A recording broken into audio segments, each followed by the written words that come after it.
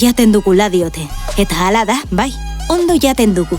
Gure dieta osasungarria askotarikoa eta orekatua delako.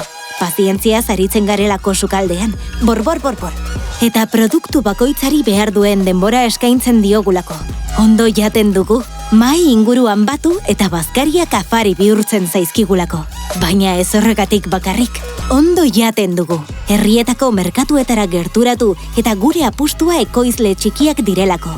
Euskal jateko kultura zaintzen dugulako. Zapore eta elikagai aniztasuna eta betiko errezetak balioesten ditugulako.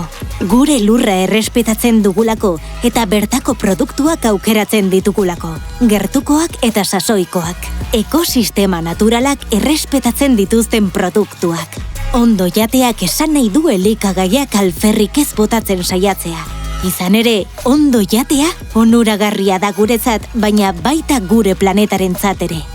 EITB, gizarte transformazioan ekinean.